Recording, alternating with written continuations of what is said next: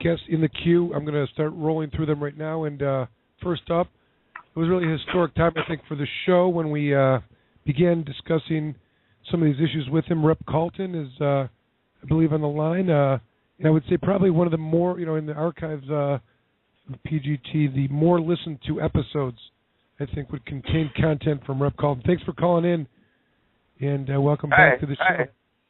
Yeah, good to be here. So, it's been a wild ride regarding this issue, I think, in the legislature.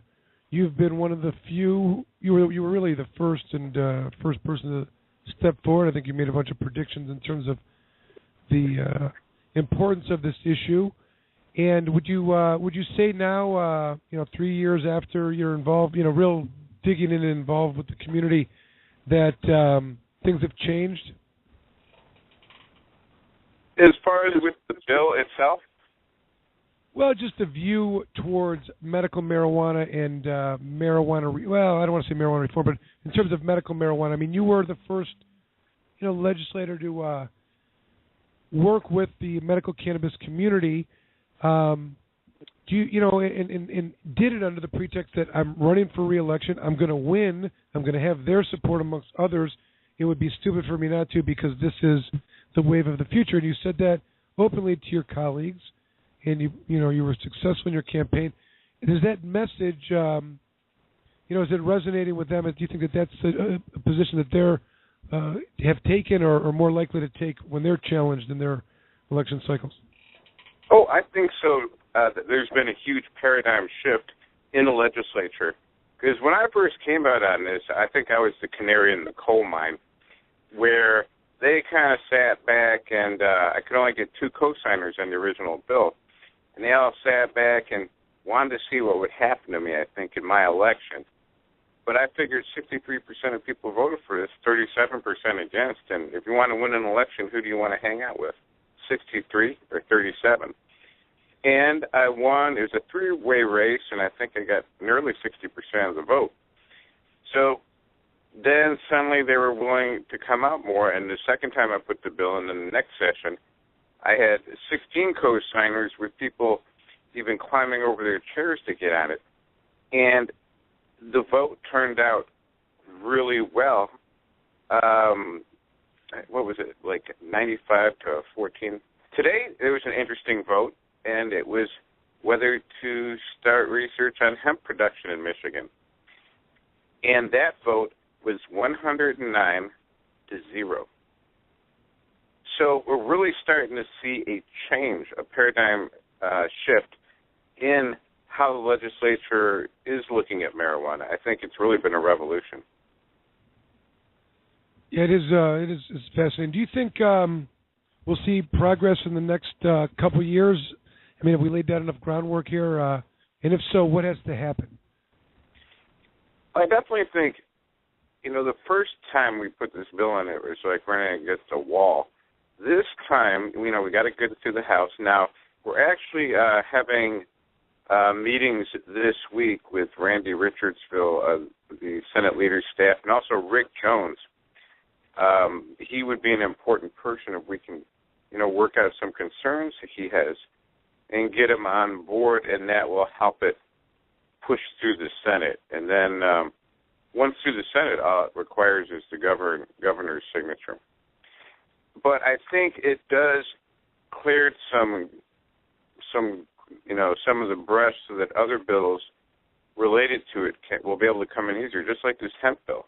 It just came in today. It's just coming through real easy because it's not a taboo subject anymore. And the federal government did, the hemp farm bill, took that's a huge step for hemp, unlike, unfortunately, medical marijuana, which is not allowing for research. So I agree with you. I mean, that is so much more of a no-brainer, obviously, and it is such opportunity. I noticed a lot of the individuals interested or groups or stakeholders are the farming community and the manufacturing communities. I mean, they see it as a new huge opportunity. Not a lot of talk about other new industries in Michigan. So that is a huge historic. I agree with you. And but in terms of the bill, do you see is urgency behind this? Do you know the provisioning center bill? Do you see it as being prioritized? And if so, well, is it? And there's two reasons I would say it's prioritized. Number one, you're seeing dispensaries being closed, and we need to get some sort of legal protection for dispensaries so that they could stay open and not have to worry. The second thing that makes it more urgent is we're approaching summer recess, and there's not that many session days because it's an election year up until November. And then you have kind of a short lame duck session. And if this bill doesn't get completely through by December, you got to start all over again. And I don't want to do that. I want to, win it now, get this bill in now. So there's two reasons that, definitely make it more urgent now. What do you see the, just on legal principle, forget details, what do you see the biggest hurdles or potential, sacrifices that may need to be made in order to get it done, if any, if you can describe those? You mean legally in terms of personal legal defense or legally in a larger sense, like at the Supreme Court level? I mean, I'm not sure what you mean by legally.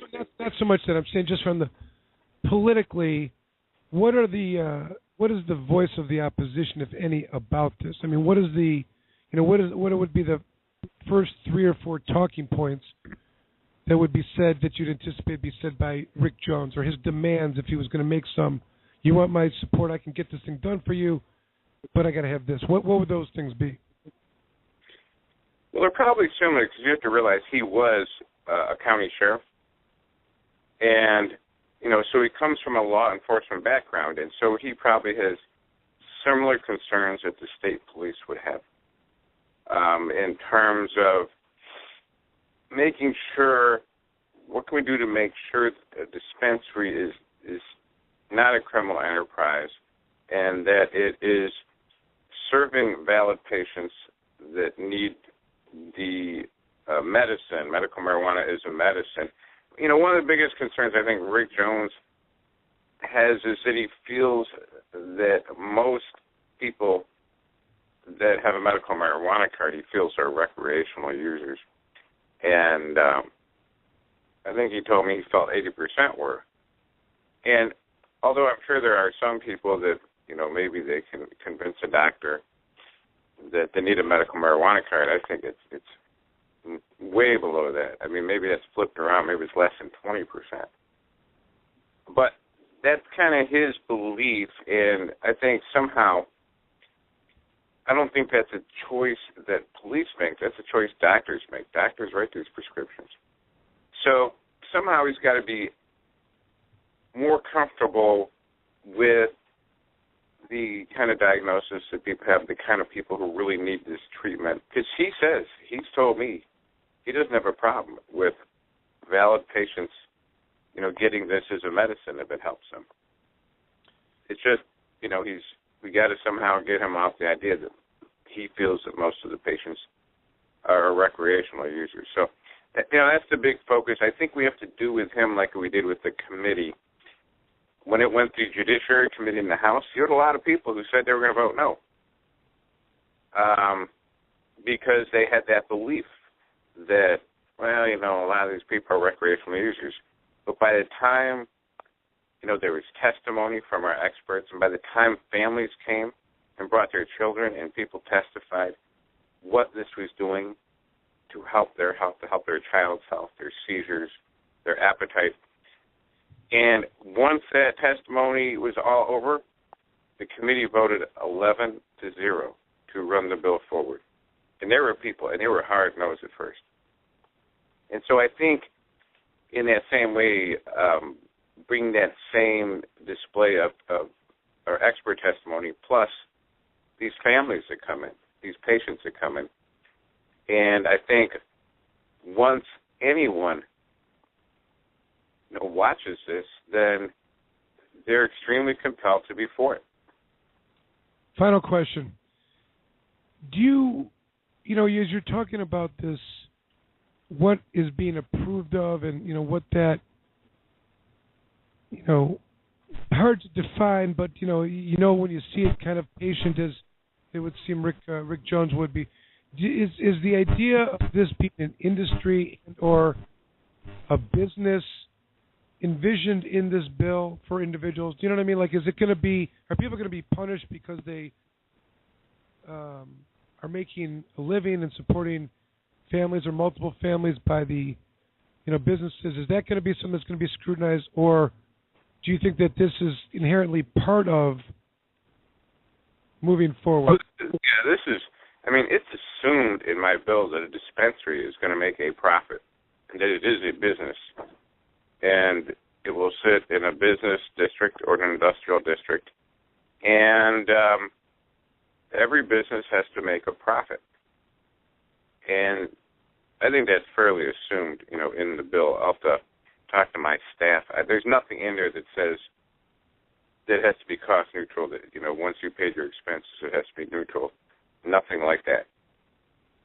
I understand. I also think, I'm just wondering in terms of like the perception of them from the law enforcement community. I didn't know if that was one of the issues in terms of, whether, if there's more patients, then there's more customers, and if there's too many patients or they're not real patients, the argument would be, is that going to be an issue, from a law enforcement perspective? Is that what, and I don't know. I mean, I wonder if that's going to be a contemplation. I've heard, and Robin Schneider has been advocating, and I know you work with her very, very hard, that the position that the state police has taken is that they just want to have, certainty on how to enforce it.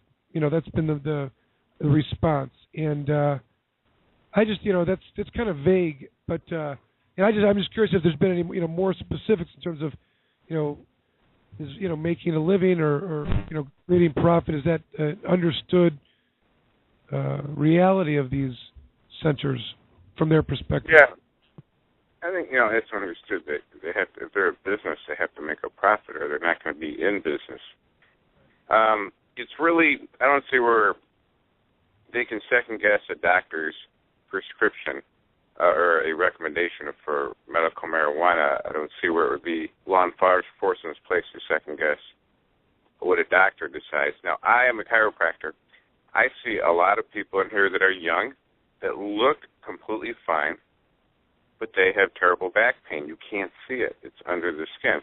And some people, might assume, this is a recreational user.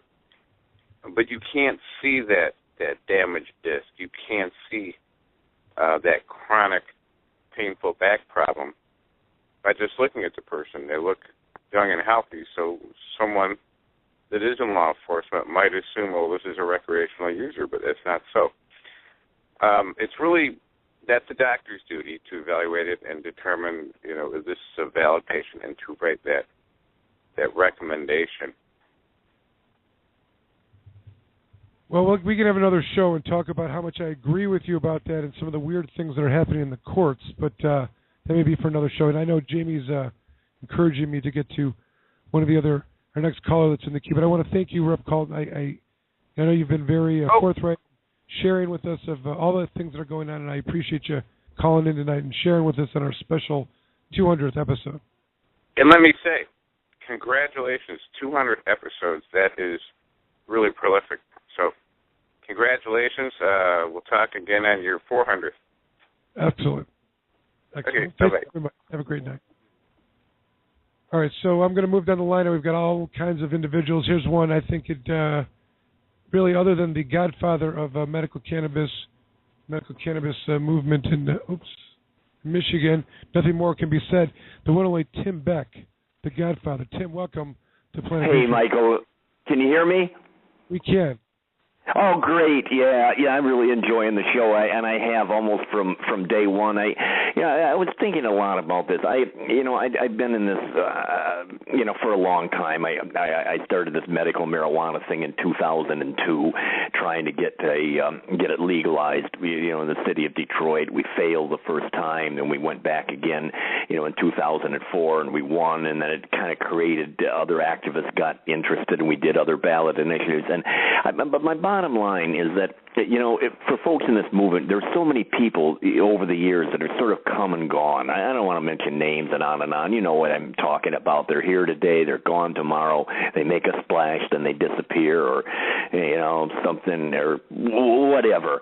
But, the thing about your Planet Green trees, it isn't one of them. It's been consistent week after week after week after week, and it's such an important resource to the community, and again is an exception to the rule in the sense that no, you haven't just come and gone. You haven't made a splash and disappeared, and it's really wonderful. And I listen to it every chance I get, and it's really. And you've had some tremendous guests, and the show is very well put together.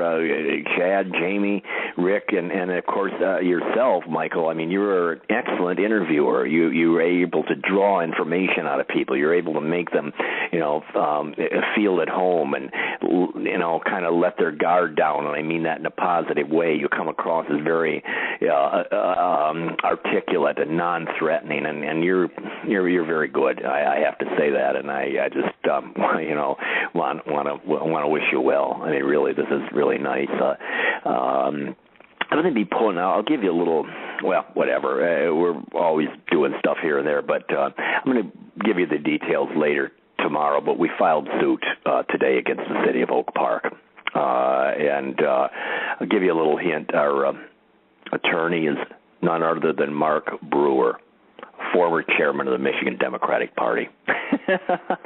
I'll give you a little taste here, and we have turned it over, the story, to a great journalist in the mainstream media, and we're going to get some good publicity out of this, and these people are going to be defeated in court. That's all I can say. I just wanted to, kind of let you know what's going on. We're always working, and we're very excited about August and of course in November what we're doing. And again, I'm done talking about myself. I want to, thank you, and the crew, for all you've done and for staying the course and being, a kind of permanent fixture, in the community for in a very positive way for a long period of time. And I think everybody, hopes that continues.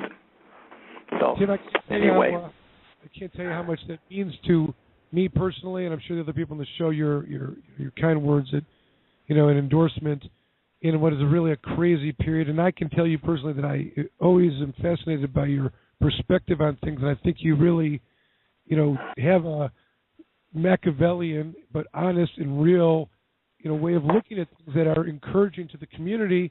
And I always appreciate, your calls and your commentary. And we've been able to document some exciting times, bad times, but, like your announcement tonight is one of them. Like, some more ass kicking is going to go on, and the march forward will continue despite some of the other, crazy shit that's going on. But, Well, that's the plan, Michael, and we're in the exciting times. And again, the only way, and I've been both a player as well as an observer, to some degree in politics for a long time, and very seldom do you change anything overnight. You got to keep chipping away and chipping away and chipping away, and you got to be brutally pragmatic sometimes. To actually get something done. If I would listen to some of these naysayers over the years, nothing would have ever happened. And sometimes, you do it. It's you got to cut deals sometimes in order to get change. But again, you keep pecking away at it little by little, and all of a sudden, it may take a while, but the floodgates open, and you win. It's like, you look at the gay rights issue, you go back in history, the war over women's right to vote, just all kinds of things, and prohibition gets passed.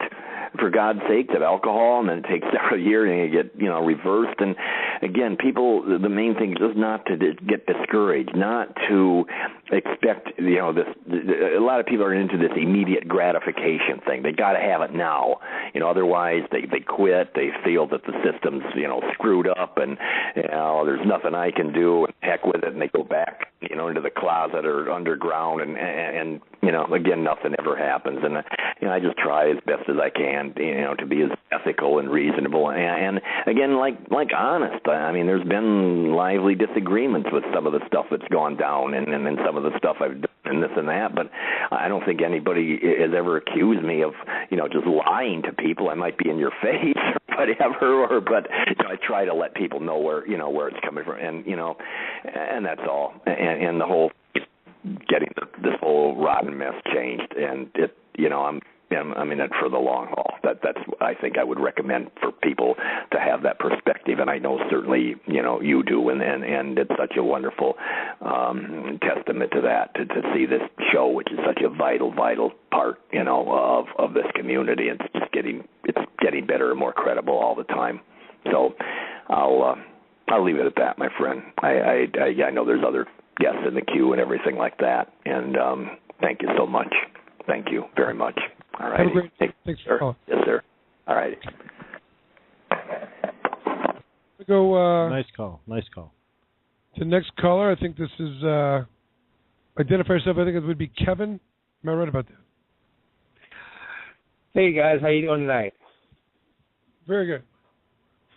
First of all, I want to say congratulations on Planet Green Trees on 200 freaking episodes. That's amazing.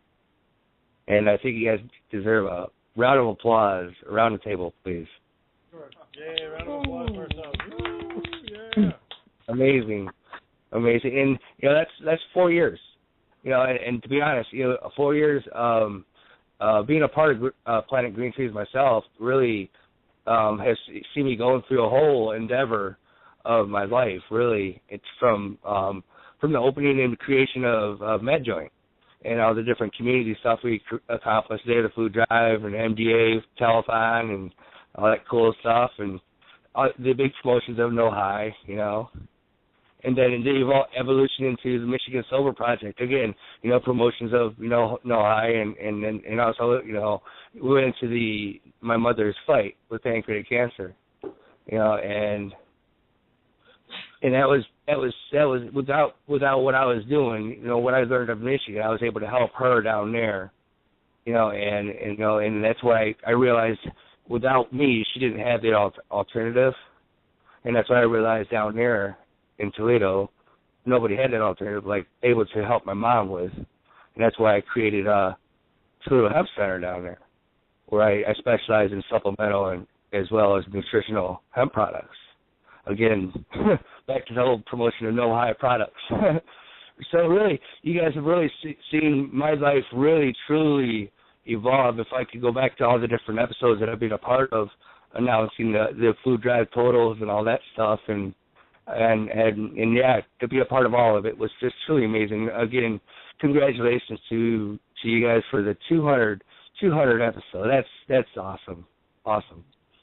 Well, you raise an interesting point, because over the period of time, and this is something that's fortunate for the experiences and unfortunate, we're dealing with, sick people. People are sharing their experiences and encounters with loved ones or people that are sick in the community. I mean, it is medical marijuana after all, and, sometimes the diseases are too powerful, and, they take our loved ones. And it's been an amazing, from my perspective, I had a case recently where since the end of the case, two of the patients have passed away because of their terminal illness.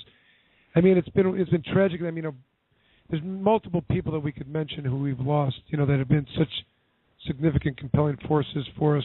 Kevin, you have been open and speaking about it, and we've shared that with you. And it's part of the battle, and I think it's some of the things that motivate us most of all to keep going and keep charging forward. And you haven't given up. I think you've been more inspired, and it's kept you going. And obviously, with all your activities, and even getting into the Ohio, and your activity, hemp legalization there has been well documented.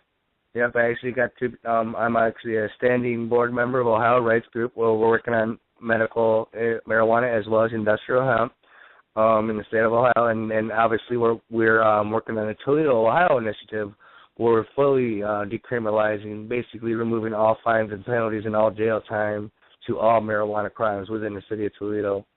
No limits. So that's what they were working on now locally. Good stuff, and more of it to come. I know throughout the state. All right, Kevin. Jamie is encouraging me to try to get all the other callers on. We'll get you back Thanks, on. guys. I'd like to have a whole segment, of course, devoted to the developments into that neighboring state, and we can talk more about that in another day. But thanks so much for calling in, for your support and sharing, with us really your part of your journey of the last 4 years. Congratulations, guys. Thanks a lot. All right, we're going to try to keep going on here. Are those in the queue? I'm going to guess this is maybe Robin. Robin? No, it's a 517, so we're just. Okay, you know what? Let's take a quick. We're going to play a live caller from yesteryear. Speaker. Put on speaker.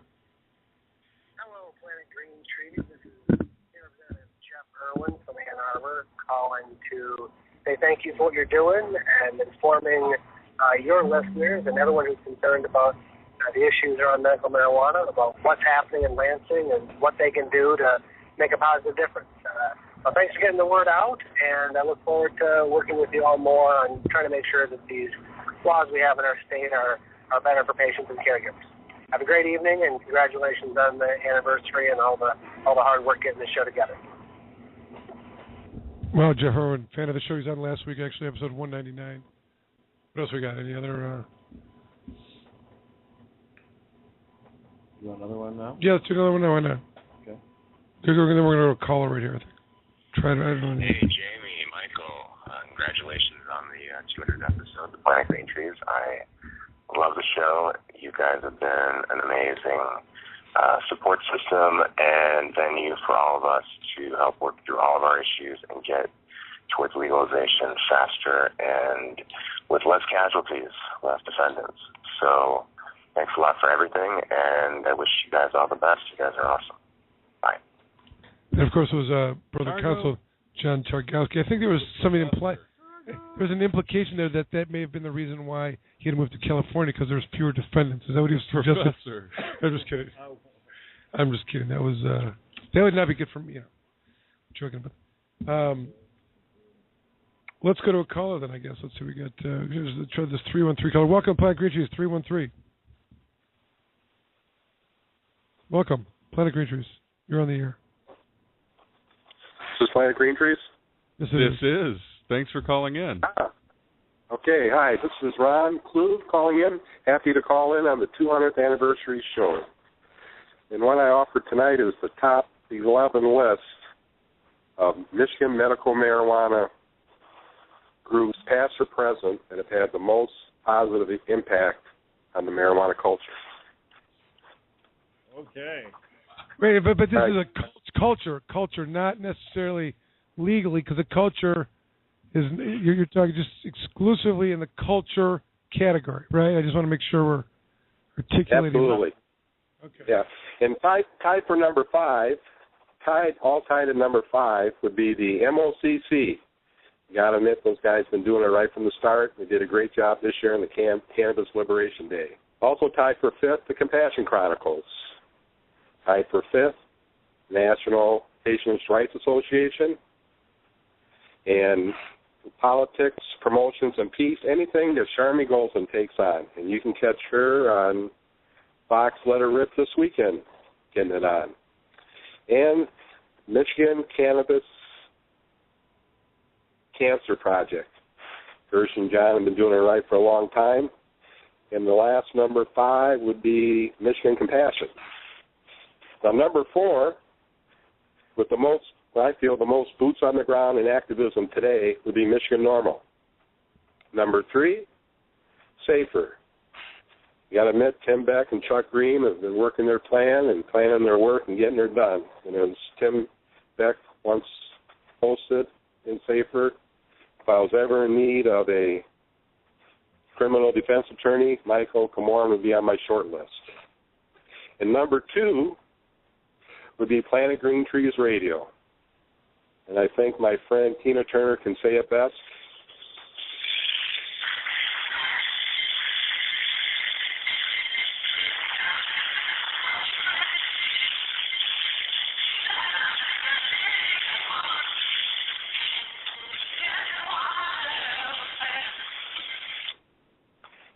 And the number 1 Michigan medical marijuana group that has had the most positive impact on the cannabis culture would be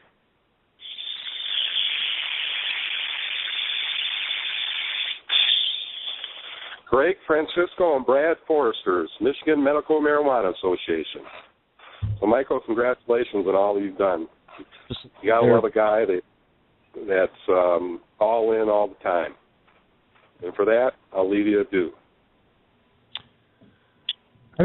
Great call, Ron. Great call. And little did anyone know that Ron was auditioning for a segment production. DJ Ron Master. Right. He had his whole produced and put together. Well, thank you, Ron. I appreciate being on any list that.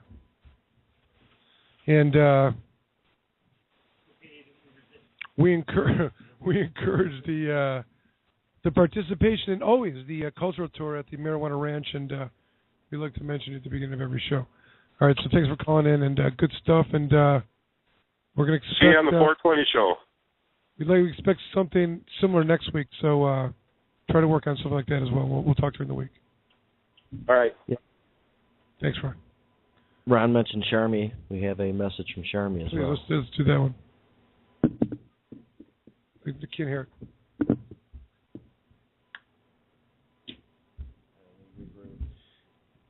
Let's see, 22 minutes. We're not going over. We're not going over, he says. And there was scoffing around the room. Well, we will come back to this because it's about. Let's get. Hi, this is Sharmy. I think this is Robin Schneider, who's a frequent caller and reporter on information. We appreciate Robin's openness and sharing. Welcome to the show, Robin. Hi, guys. How are you doing tonight? Very good. Thanks for calling in. Wonderful. Congratulations on your 200th episode. Thank you very much. It's you've been a participant for a long time. We probably can go back and find commentary and call-ins from, first weeks, right? Absolutely. It's been, years of Planet Green Trees, it seems. I don't know. It's been a long time. I enjoy the show. I really appreciate you guys, having me on all the time, and I listen to it, especially when the professor's on. I always tuned in when the professor was on. But, it's a good show. That's funny. We appreciate that. And, of course, you've been, you are the point person and been very, very... She's always a good interview. Always a good interview, and is all the information. I mean, where else could we... and we appreciate you sharing and making up much of the content, I think, of the... a lot of the interest, of course, in the show, and you've been providing that. We are greatly appreciative. And we expect to have you on soon, next week, maybe week after, get updates on things that are going on. We heard a little bit from Colton, Representative Colton earlier, and he maintained a very strong level of confidence and optimism. So, or even seem like things may be happening. Who knows? I'm confident, too. We didn't come this far to quit now. We're going to take it all the way home. But I just want to say that, I appreciate you guys so much and the way you've just created a fair and balanced forum for debate on the radio show, healthy debate and education for everybody. And I really enjoy coming on. We've done updates from, fundraisers to, you name it. It seems like I, get to talk to you guys about it. And it's been a fun couple of years, so I appreciate you. Thank you very much, Robin. It means a lot to us. And we look forward to talking to you soon. Have a great night, and we'll try to get the professor on a little bit more, okay? Oh, that'd be great. I appreciate that. I'll talk to you soon. All right, take care. All right, bye-bye. Robin, we're going to try and get Charmy's pre-recorded message going again. Hi, Charmy. I'm calling to congratulate you on your 200th show there at Planet Green Trees. It's monumental. Very proud to know all of you. Each of you. You've done such a magnificent job of keeping everyone informed every week of all the most current and pressing and sometimes obscure issues that we're dealing with here in medical marijuana. And, initially I was a little upset because Jamie said I couldn't come to the party tonight. And then I realized that's actually pretty smart because all of us want to be filing into Mike's basement to celebrate with you. Because you know why, though? Because it really is a radio show that belongs to the community. It's made by our community members, our leaders, and it's appreciated so heavily by the folks who listen and people like myself who participate and can sometimes be a guest. So thank you from the bottom of my heart. Love you. Good night. Nice message. Very good stuff. Very good stuff. All right, so we'll try to move up the. I think this is active participant, and then I think he became so busy with his own other reporting on. He had to send people in his place to report for him. But Steve Green of the Human Solution and unfortunate victim of the drug war, being dragged into court and being tortured. And Steve, welcome to the show, and thanks for being here tonight. Well, thanks for having me, guys, and congratulations. I'm thrilled to hear it's been so successful and you've been going for so long.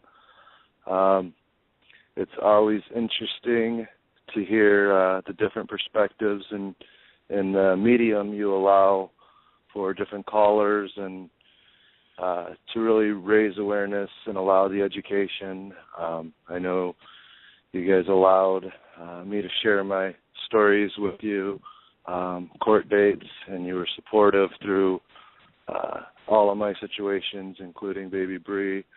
And we continue to move forward, going to court dates and showing support. I was in court today in Oakland County on an interesting case, and we just continue to move forward. And it's very thrilling that you guys are able to get to so many episodes, and that we'll expect at least another 200. So now you've raised the bar to a point where you have to work harder, I feel. And I just want to give a shout-out to a guest you have often, David Rudoy. He contributed a lot to us getting our daughter back, and Joshua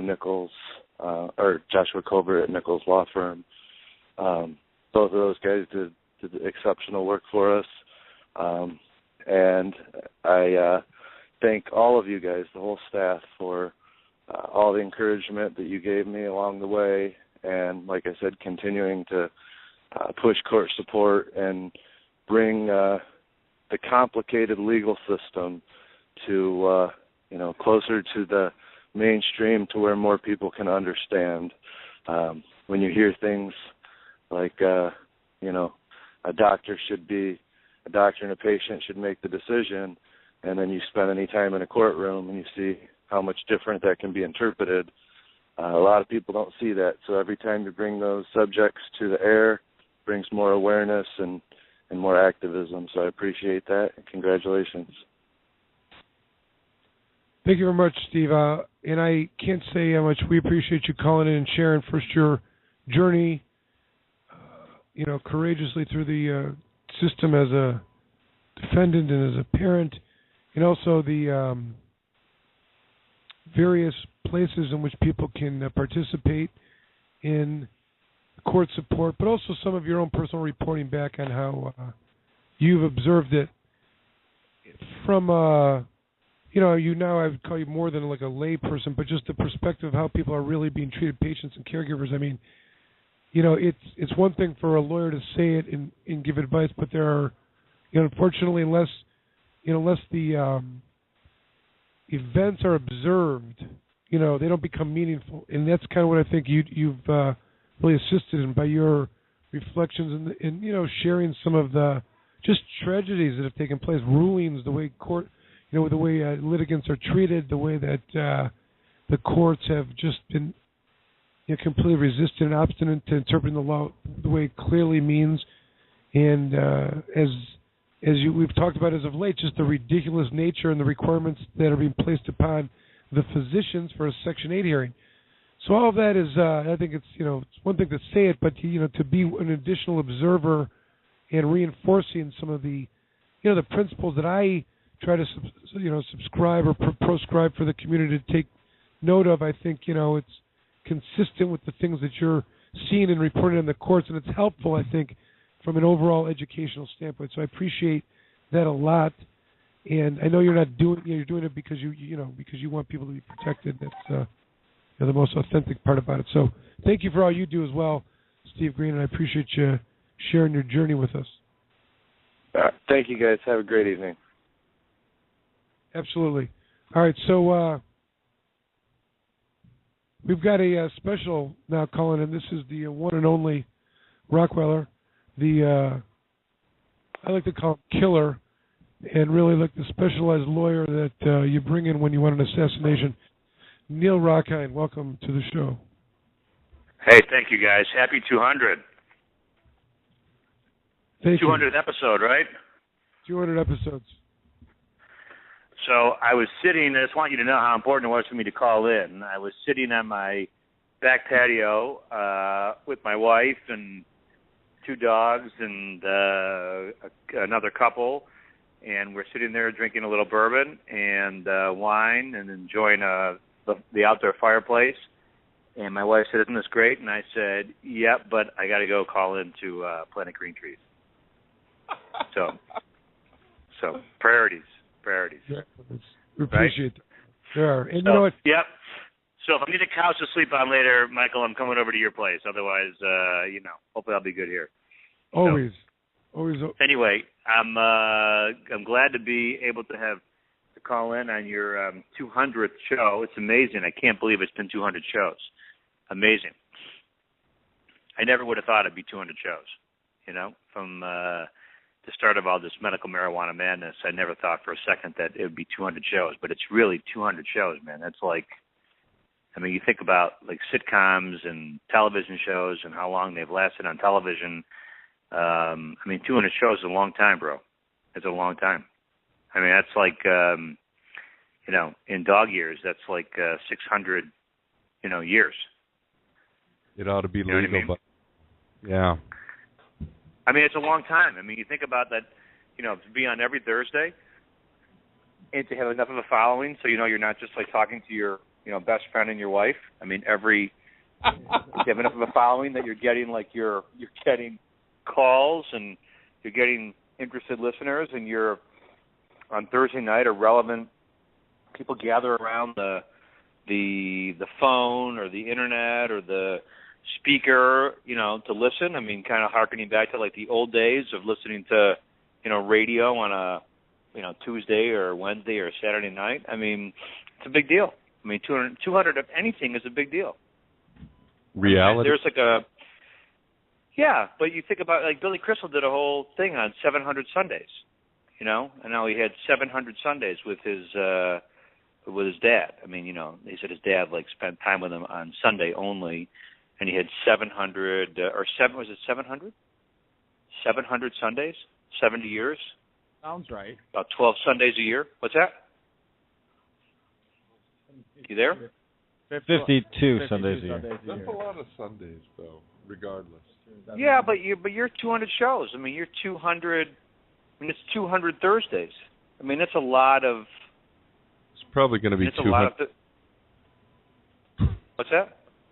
It's probably going to be 200 more at this rate in the courts. So, yeah, but that's a lot of Thursdays. Where'd Michael go? Is he gone? Is he there? I'm still here. I'm just.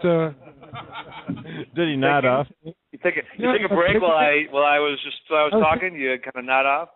No, the way that you just described it, I'm thinking, am I crazy? Is 200 just? Is that insane? Is that is that like wait? What is big number? Yeah. Right. If you think that's, that's a lot of shows.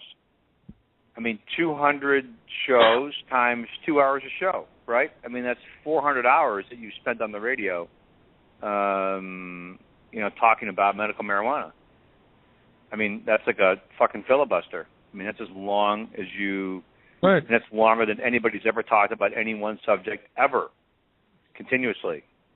Right. So, I started out at the beginning. The reason why I started this show in the first place because I like to talk about this, and I had to go somewhere. I couldn't just talk to my wife about this all the time, and that's how. Right. I mean, you could, but she'd stop listening after a while, like all wives with all husbands, right? I mean, it's great. Look at Michael. You're people who don't deal with you day to day or week to week like I do don't know that you are super innovative and think are constantly they're not privy to our kind of brainstorming sessions, which if they were, they would understand how committed you are to this stuff, where you just constantly are thinking of ways to interpret words, playing the game like these guys play it, and, bringing it to people's homes every Thursday, for 2 hours. I mean, it's a big deal. I mean, it's a big commitment. People probably take it for granted. They don't realize. I mean, I'm sure I do. I can call in for 20 minutes, do my thing, chat with you, and then go, I kind of blend in with the fog again. You know what I mean? But you're still doing it, like still talking about it before and after I get on or off. It's a big deal. It's a huge commitment. So. Well, I really appreciate it. I mean, 200. I'm not sure that I've done. I mean, the couple things that I've done 200 times in my life, I wouldn't want to talk about publicly. Those things have happened privately. I've been alone, and no one knows about them. You know what I mean? So anything I've done more than 200 times, I'm pretty sure nobody knows about.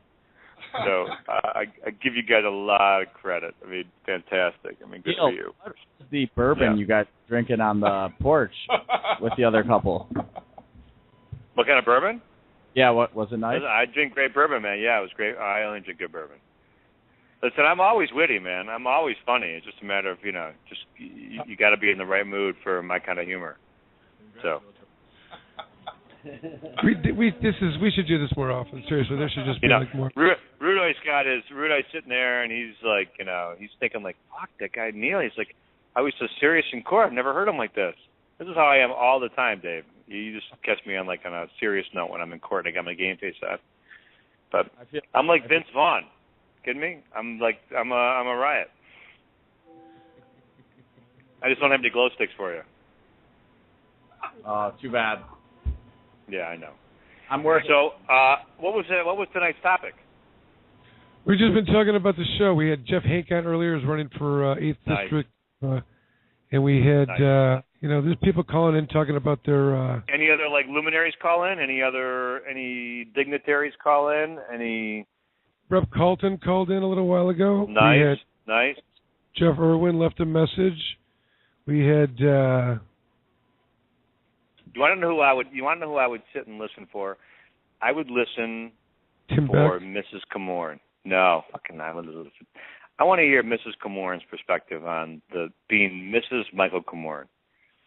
No, you don't. I think your listeners would love to hear. Yeah, I do. I honestly would. I think I would like to hear what it'd be like to be Mrs. Michael Comorn. Like I said, at the beginning of the show, I brought up this point, which is like it's very, very challenging for the activism side of these kind of things. It's not, it's everyone kind of takes up a lot of time, right? And you have to be committed, and you have to be able to every once in a while, turn it off to pay respect to the other important parts of your life, which is hard to do. Maybe we'll do like a spin-off, and we can get into all that like on a planet something else trees, and we look at that. Yeah, Planet Brown trees. No, the wife's of the lawyer. You want to know what? See, Rudoy's not there yet, so Dave's in house, and he's having a good time with the glow sticks and the nightclubs, and he's probably all geared up for the Detroit Electronic Music Festival, and he's probably got his he's got his tickets, to go to a couple of sessions with I don't know who.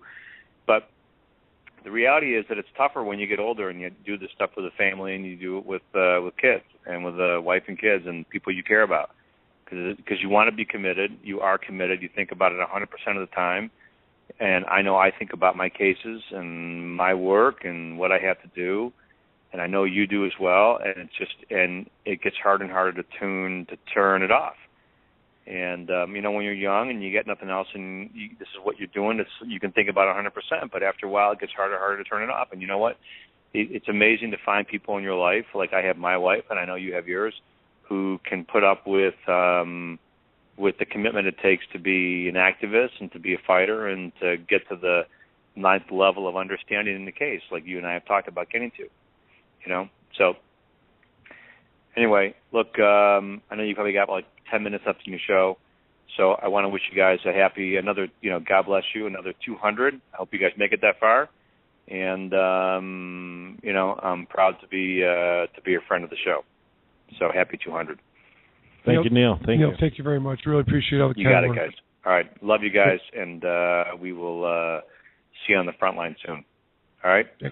Love you too, man. All right. Ciao. Yes. I think we're going to go to Steve Sharp now. I see I'm reading actually his announcement. Steve Sharp, welcome to the show. Well, thanks for having me, and thanks for having so many shows. You want to know something? You have been through everything with me. We've had the repealtoday.org, trying to get legalization on the ballot.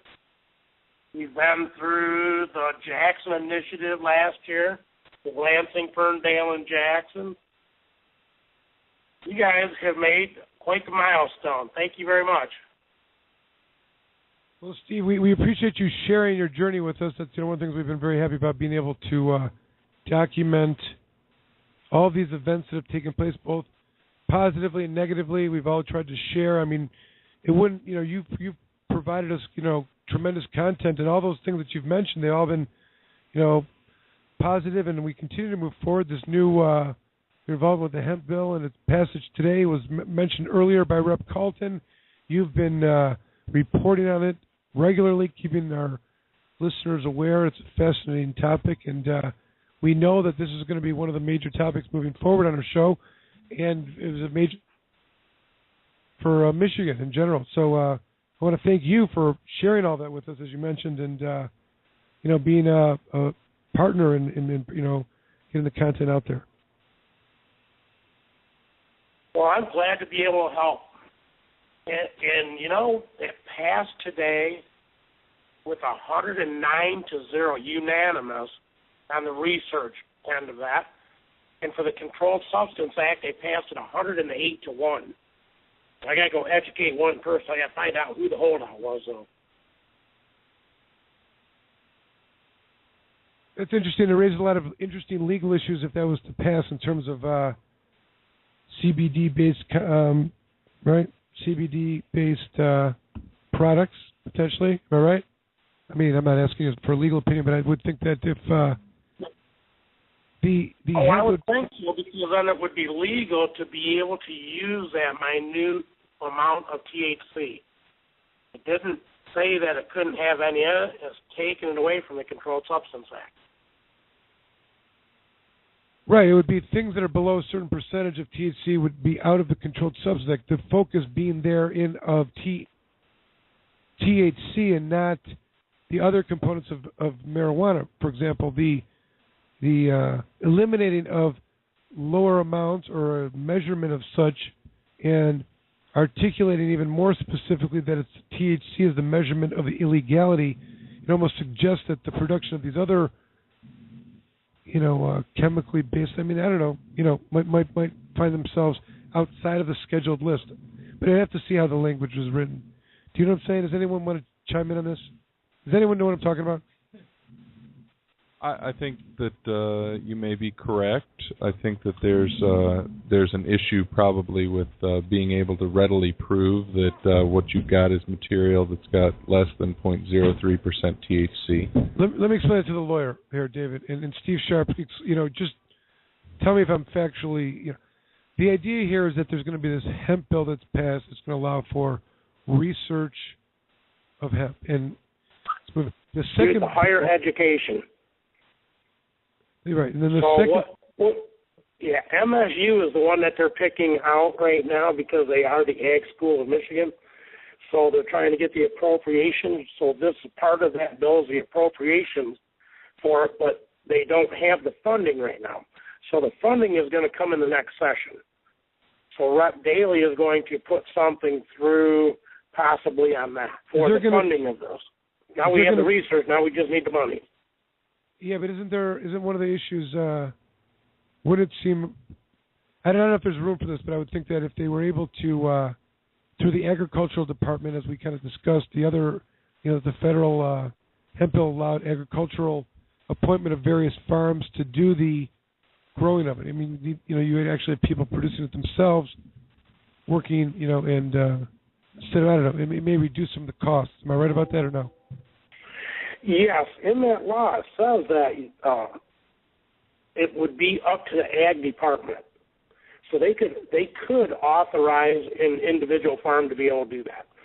If they're going to do that, I don't believe so right off the bat. They want to use the MSU to do the soil remediation and whatever other things that they're going to be testing.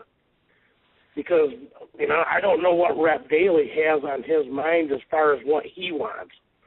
And right now I've been just in minute discussions with MSU over it. So we're just waiting until this gets passed, and then I can really discuss some things with them. Because of the oil, because of the grain aspect of this, using this in a food, and getting that minute, that 0.3% THC will still be in some of the items that we consume. So what is that going to do? Because you can already buy these things in health food stores. It doesn't have the 0.3 in it.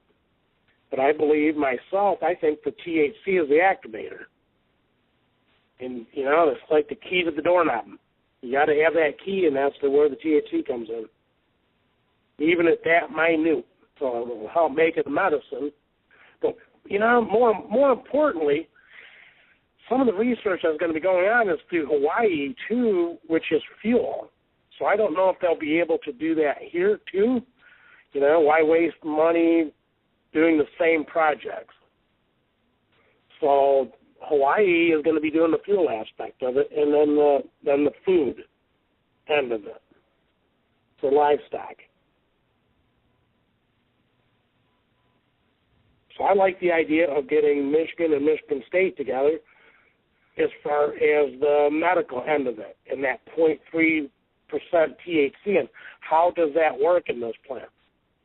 Because they're using, the CBDs are still good for you. So, yep. Hey, I'm to your show. I don't know, you got other callers in that, but, thanks for having me on as much as you do, and I'll keep you updated as much as I can on this. And congratulations on 200. Thanks for calling. I appreciate it. All right. So we got a couple that we're going to try here. We got this 989 number here on the air. Welcome. Planet Green, you only have a few minutes, but thanks for calling in. Hello. Hello. Hello. How are Yes. you tonight? Thanks for calling in. I want to say congratulations on your 200th show. And I also want to give you a personal thank you for helping me find where I belonged in this marijuana culture. Because by listening to your show, I got acquainted with Stephen Maria Green's case. And it has everything to do with everything Renee Wolf stood for and what she went through years ago. And I've had similar, they haven't taken my kids, but plenty of threats in the past. I mean, when the last time when I went to jail, I was put in a CPS car with my grandchildren. So Stephen Maria's case really hit home to me. And because of that, I'm now prison outreach coordinator for the Mid-Michigan Human Solutions. I'm glad you took on that role, Terry. Thanks for that. Well, I think it's important. It's our judicial, I'm poor. That's where I can most effectively help right from home.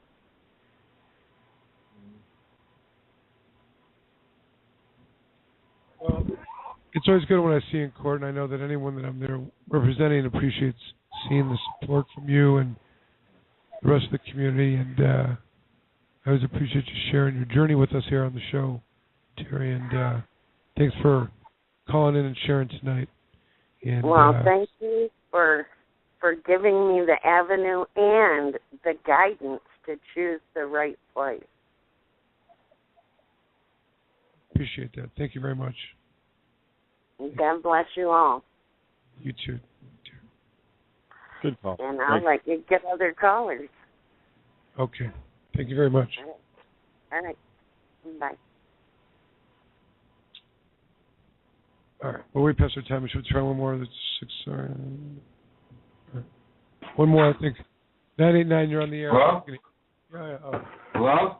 Hey, Michael, this is John. Michigan Cannabis Cancer Project. How you doing this evening? And Monkey Paw. We're good. Thanks Hi, for guys. calling in. Well, I want to congratulate you. I've been listening with your show ever since, I think, show 1. And it has been a long several years here. I mean, that you've been, what was that, 3 years now? 4 years?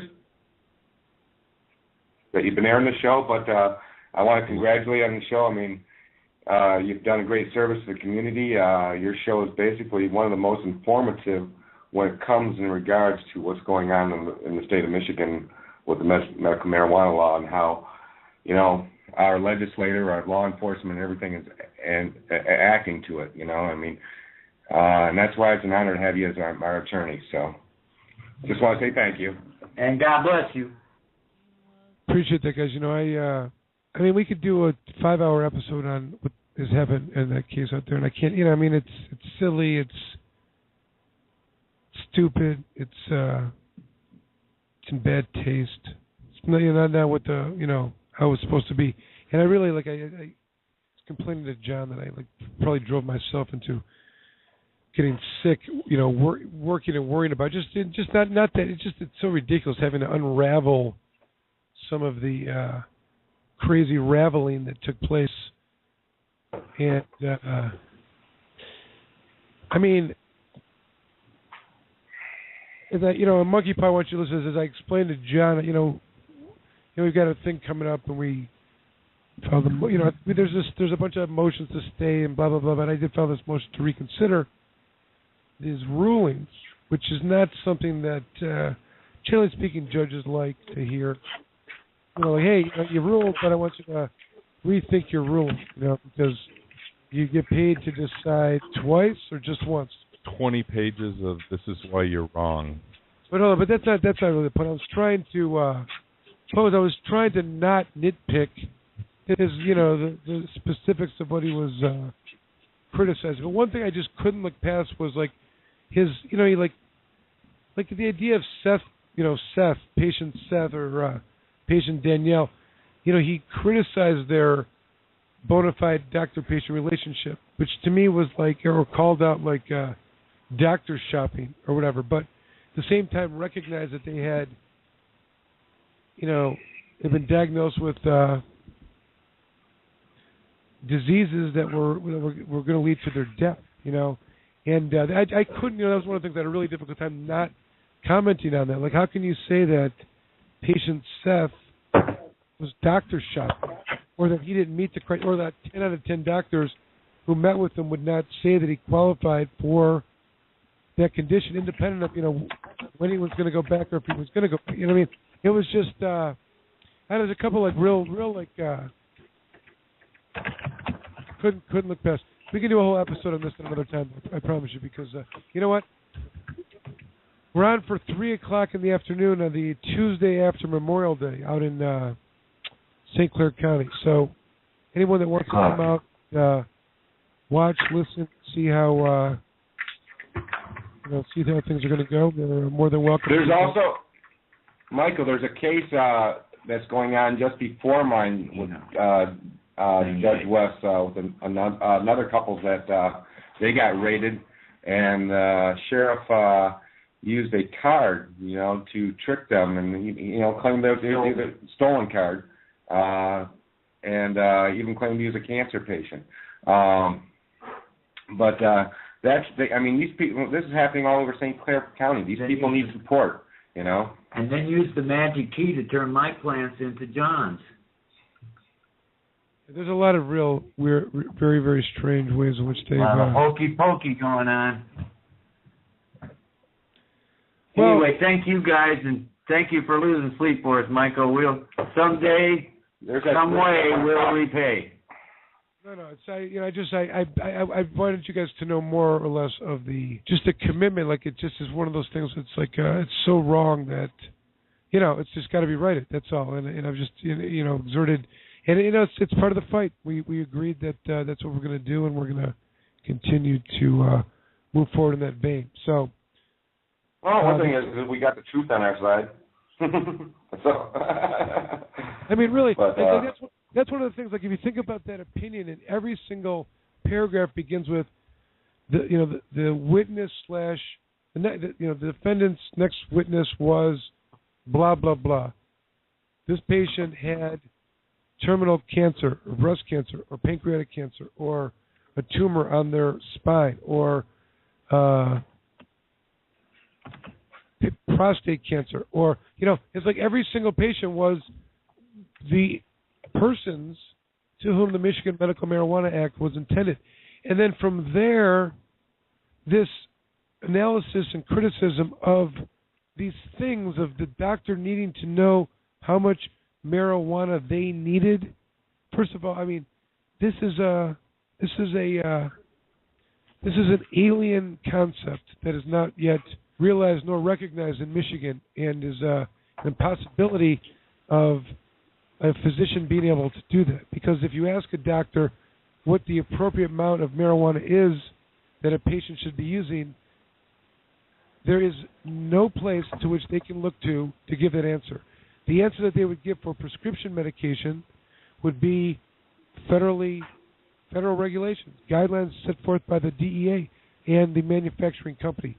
To whom would a doctor look to get guidance on what a reasonable amount is for marijuana? Not to mention, well, there are, but to what extent are they going to rely on those things? In that they're not federally mandated. You know what I mean? All right. I mean, there is NIDA's passing out 8 to 10 ounces per month. So.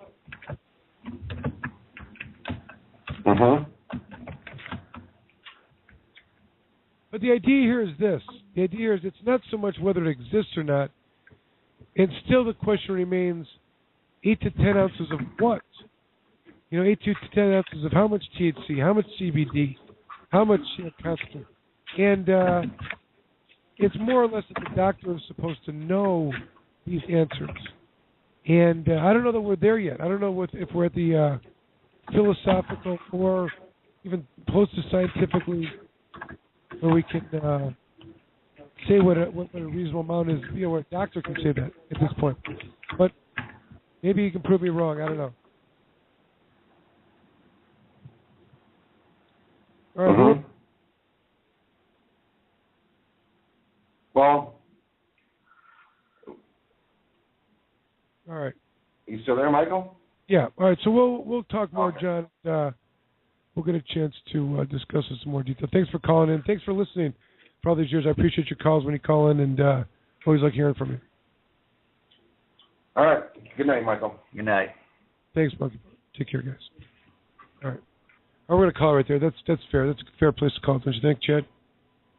I think so. Any commentary? Anyone wants to talk somewhere? I can. Rick? We've evolved the show along with Michigan, and I think the breadth of people calling in tonight is evidence of the impact we've had. So kudos to everybody involved in Planet Green Trees for the first 200, and thanks in advance for everybody that's going to do the next two. Jamie. Pam. Do you want to talk, Pam? You don't have to. I think I missed one here. Let me see if I can keep this one up here too. Play piano for the children. You hear anything? No? All right. Maybe not. All right. So, excellent. Who's it from? 200 shows. This is from Richard. Richard Clement? Yeah. No, not happening. Maybe we'll throw it on next week so we can continue this vibe. Right. Any final thoughts on 200 episodes? I just think it's great. We can keep going from this point on. No reason to slow down now. Yeah. David Rodari, any final? Oh, he left. Okay. Pam's here. Pam, do you want to? Pam's here. Pam just wants to say it's been very enlightening. I haven't been here for the whole 200 episodes, but I think the base of knowledge and expertise that is drawn to this conversation is always very impressive, and it's fascinating to see how well you guys work together, really. Very, very complex production going on in here, you can see, and a lot of electronics and technical and people and cue cards and scripts and pre-production and Evil producers. And costumes and outfits, and we all are going through all this. It's very difficult to coordinate it all at the same time. You're right, so I appreciate you pointing out the behind the scenes of what it takes for. Jamie coordinates all the costume changes. He does. It's hard to read his code though sometimes. He's changing for. All right, so Chad, you got any final thoughts? Thank you, Pam. By the way, thank you very much, and thanks for listening. And I appreciate kind words. Chad, okay. Bringing me down. All right. All right, we're going to call it there. I want to thank everyone for listening. And I guess we'll keep going for a couple more episodes at least, and see where things take us. But we will see you next week. Thanks for listening, and thanks for all the people calling in and have shared and providing content, knowledge, information, and expertise and analysis of the state affairs. I can say that I have enjoyed it. It has been an interesting discussion and debate. I always say, of course, what else is there to talk about? But we've been able to do it, and thanks for everyone that listens, and we'll keep at it and talk to you next week.